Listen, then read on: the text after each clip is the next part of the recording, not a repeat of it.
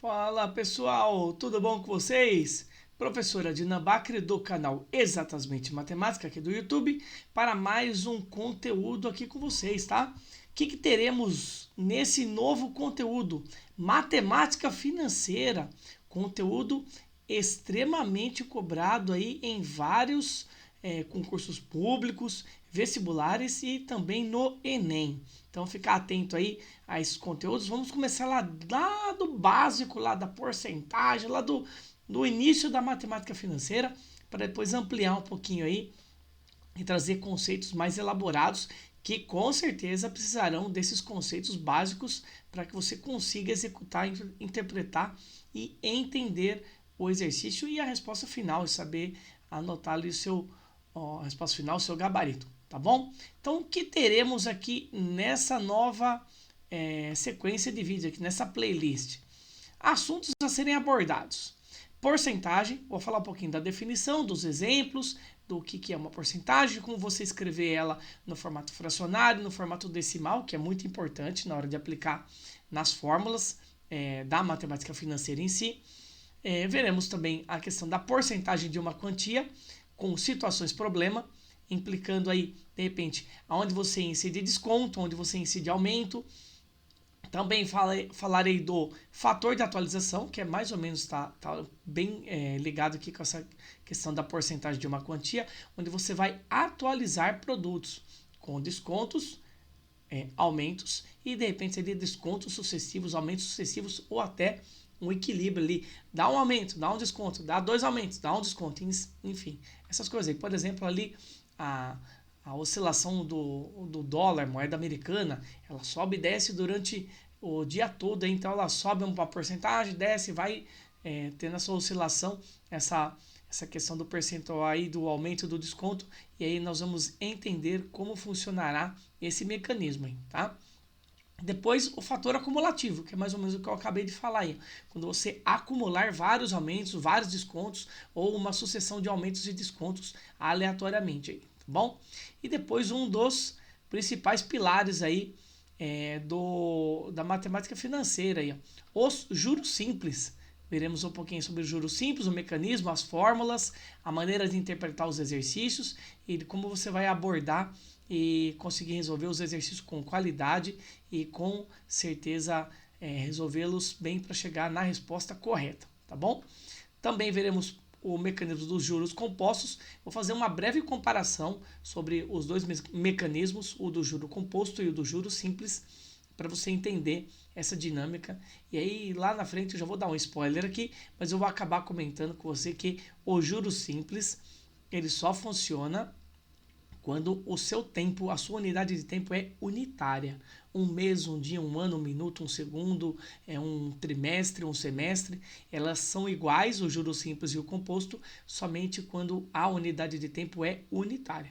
Depois a gente vai ver certinho aí como que funciona o comportamento, até na questão gráfica aí, como que o juro composto tem um crescimento muito maior ou um decrescimento, se você estiver falando de repente de depreciação de bens móveis, aí, depreciação de carro, por exemplo. Você compra um carro, paga um valor em determinado ano, algum tempo depois ele já está valendo menos. Então tem a questão da depreciação aí. Vamos entender como funciona o crescimento e o decrescimento dentro desse mecanismo aí dos juros compostos.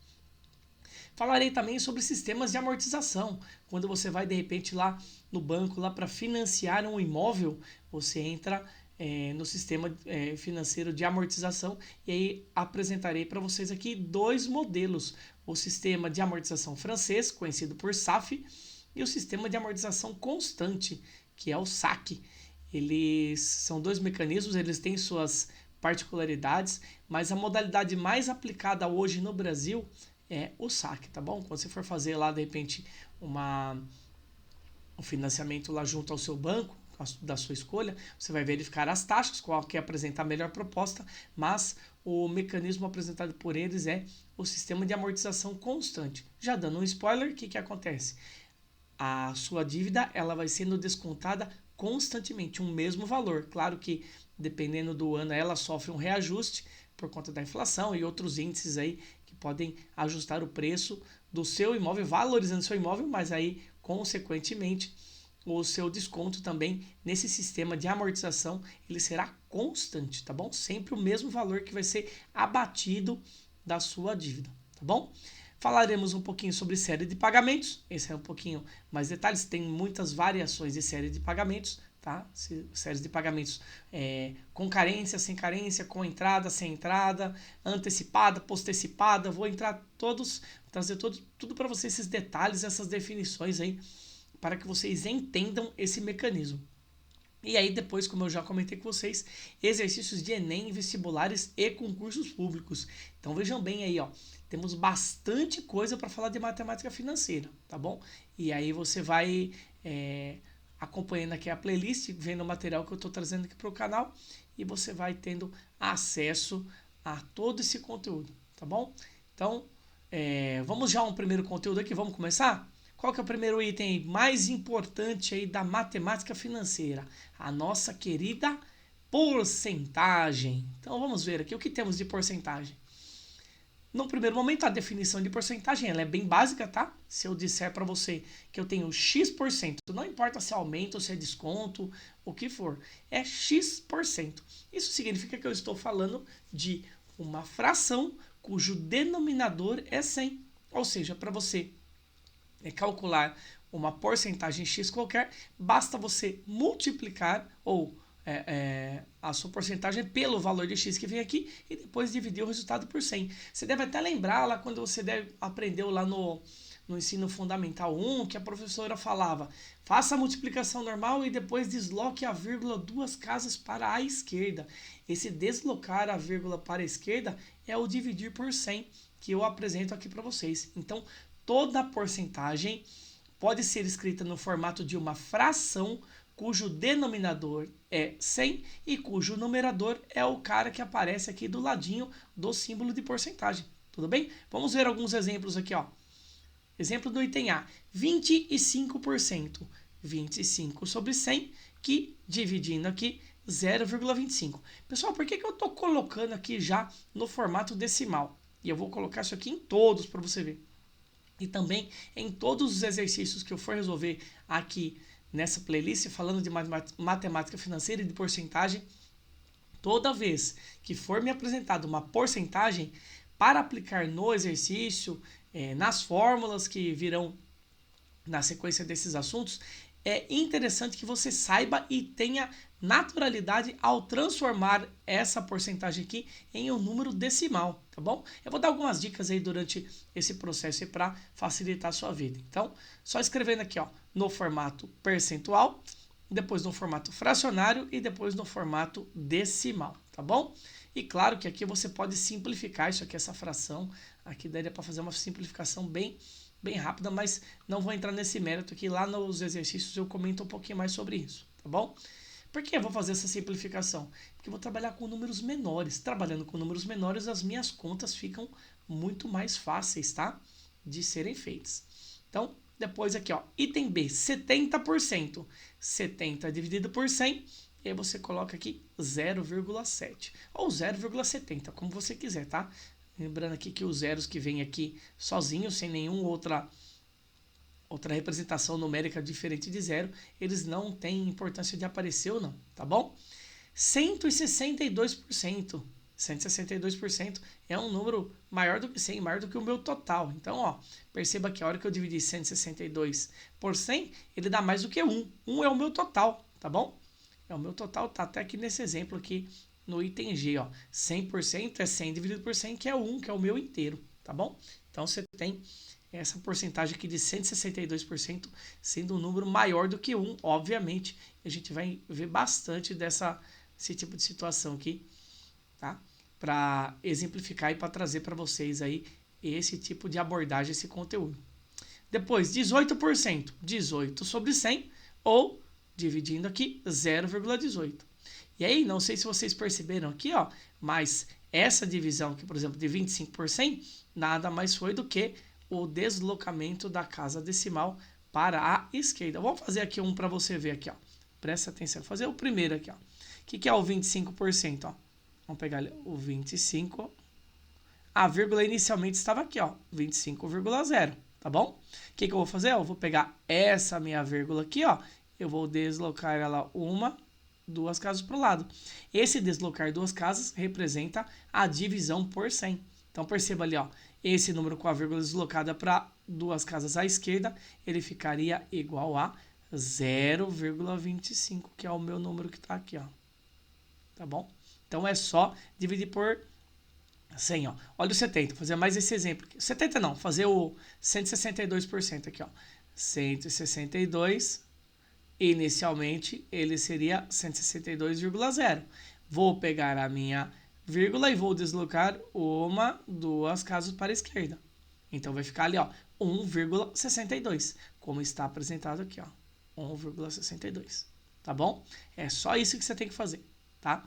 Então, não se esqueça aí dessa dica aí importante, e depois eu vou trazer outras dicas aí bem bacanas para você trabalhar esse conceito da porcentagem sem emperrar e sem deixar de ganhar pontos importantes aí numa prova de concurso, vestibular, ou Enem, ou o que for, tá bom? Continuando aqui, ó, eu tenho 10%, o famoso 10% que é cobrado ali na conta ali do restaurante, do bar, da pizzaria, onde quer que você for ali, você tem o famoso 10% aí, tá? Então 10%, 10 dividido por 100, ou 0,10, que é igual a 0,1. É a mesma coisa, lembra que eu comentei sobre o zero estar aqui ou não? Não tem diferença ali no 0,7 ou 0,70, tá bom? Mesma ideia. 50%, uma porcentagem bem famosa que representa 50 sobre 100, 0,5, ou a nossa famosa metade aí, tá? Tem até uma brincadeira que o pessoal faz lá, que a Black Friday aqui no Brasil, que já tem até um trocadilho, chamam de Black Fraud, né?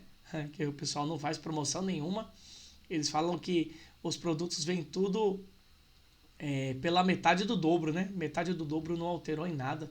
Então é só uma brincadeira que o pessoal faz aí com relação a essa porcentagem. Metade é os 50% e aí dobra, volta para o meu valor inteiro, que já aparece aqui também, ó. 100%, 100 sobre 100 é igual a 1. Todo número dividido por ele mesmo é igual a 1. E é o meu inteiro aqui. 300%, 300 dividido por 100, simplificando aqui esses dois zeros de cima com os dois zeros de baixo, fica 3 dividido por 1, que é igual a 3, ou também conhecido por triplo. Tá bom? 23,4%. Nossa, apareceu o número com vírgula aqui, ó, na porcentagem, sem problema. Coloca lá em cima aqui no numerador da sua fração, denominador 100, e aí você faz a divisão por 100. Olha lá de novo, ó. Olha a vírgula, estava aqui, ó, entre o 3 e o 4. Ela deslocou uma, duas casas, ela veio para do lado do 2. E como ela veio para do lado do 2, eu tenho que colocar um zero aqui para não deixar essa vírgula voando aqui, né? Sem ninguém do lado dela, para representar formalmente o número, tá bom? Depois eu tenho aqui por último exemplo, 0,51%. 0,51, eu vou deslocar a minha vírgula duas casas ainda para a esquerda. Eu vou fazer aqui em cima para você ver, ó, o que é o 0,51. Ele está escrito assim, ó, 0,51. Como eu vou ter que deslocar essa vírgula aqui, ó, duas casas para a esquerda, ó, uma, duas, não tem mais ninguém aqui, tá vendo? O que eu vou fazer antes de deslocar? Vou preencher aqui com zero, só para você ver como vai funcionar esse mecanismo, ó. Vou colocar mais um zero aqui, mais outro zero aqui, porque eu estou dividindo por 100, então eu coloco esses dois zeros aqui só, que é suficiente para você entender. Então, o 100 tem dois zeros, é um precedido de dois zeros, e aí você tem esse deslocamento aqui da vírgula, duas casas para a esquerda, uma, duas, e eu fico com 0,0051, como aparece aqui no meu último exemplo de porcentagem. 0,0051, ó, a vírgula estava inicialmente aqui, ó, e ela foi para cá, tá bom?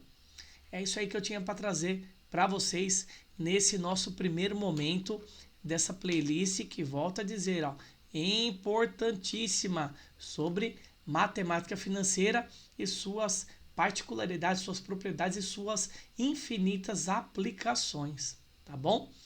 Então, espero que vocês tenham gostado desse primeiro momento, dessa introdução ao assunto. Fiquem atentos para as novas atualizações do canal. Vou trazer bastante vídeos nesse sentido aqui, desse assunto, tá? Com probleminhas, como eu coloquei ali no início, ali no meu cronograma que eu montei, pensando aí nessa playlist, tá bom? Gostou do vídeo? Deixa um like aí, ativa o sininho para receber notificações de novos conteúdos no canal. Não se esqueça de se inscrever e também dos 3 famosos Cs. Quem são os 3 famosos Cs? Curta, comenta e compartilha, tá certo? Muito obrigado pela atenção, um abraço, valeu!